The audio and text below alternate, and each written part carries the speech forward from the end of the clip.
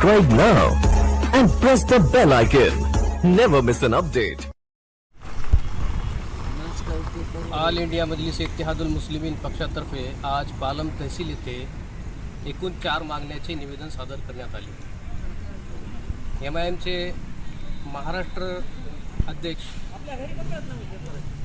इम्तियाज जलील साहेब खासदार यांच्या मार्गदर्शनाखाली कार्याध्यक्ष अब्दुल गफ्फार कादरी साहेब तसेच मराठवाडा अध्यक्ष फिरोज लाला साहेब यांच्या मार्गदर्शनाखाली आज पालम एमआयएम पक्षाच्या शाखेतर्फे पालम तहसीलदार मार्फत एकूण चार विविध मागण्याचे निवेदन आज आम्ही सादर केले।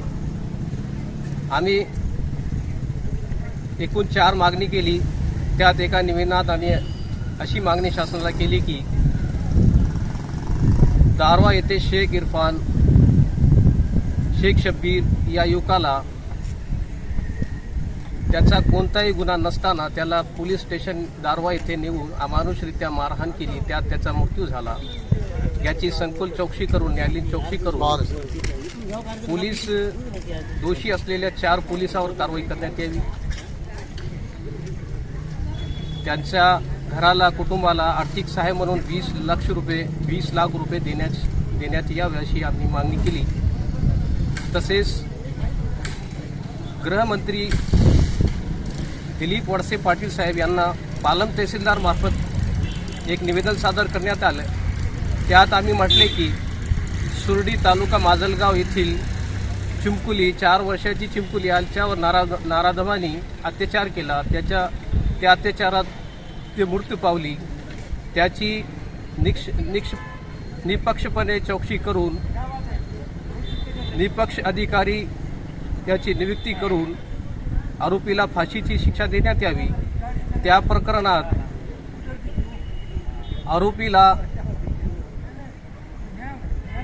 आरोपीला पाठिंबा देण्याचं काम पोलीस प्रशासन माजलगाव पोलीस प्रशासन करीत आहे। त्यात त्यांनी न्यायालयात त्याला PCR देण्याऐवजी MCR घेतला आहे। या गुन्ह्याचा तपास निपक्ष व्हावा यासाठी आम्ही पालम एमआयएम पक्षातर्फे निवेदन सादर केले। तसेच 12, 13, 14 तारखेला पालम तालुक्यात व संपूर्ण परभणी जिल्ह्यात अतिवृष्टीसह गारासह मुसळधार पावसाची सुरुवात झाली व पालम तालुक्याला जोडणारे सर्व गाव रस्ते ग्रामीण रस्ते हे बंद झाले। पालम तालुक्याचा संपर्क काही गावाचा तुटला होता। बहुतेक गावाचा संपर्क पालम तालुक्याशी तुटला होता। या अतिवृष्टीमध्ये शेतकऱ्यांचे मोठ्या प्रमाणावर नुकसान झालेले आहे। त्यात त्यांनी नुकताच पेरणी केली होती, त्यात विजाची नसाडी होऊन लाखो रुपयाचे शेतकऱ्याचे नुकसान झाले आहे। याची नुकसान भरपाई देण्यात यावी यासाठी आम्ही पालम तहसीलदार मार्फत जिल्हाधिकारी साहेबांना निवेदन पाठवण्यात आले। तसेच 4थ्या निवेदनात आम्ही नमूद केले की पालम तालुक्यात सर्व ग्रामीण भागात ईदची नमाज ईदगाह मैदानावर करण्याची सामूहिकरित्या नमाज पढण्याची परवानगी देण्यात यावी। कोरोनाचे संकट कमी झालेले आहे व सध्या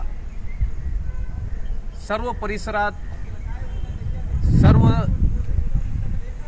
सर्व व्यवसाय सर्व काम धंदे वगैरे पूर्वपदावर आलेले आहे। कोरोनाचा नाव घेऊन कोरोना संकटाचा फायदा घेऊन महाराष्ट्र सरकार नमाज पढण्यासाठी बंदी घालत आहे।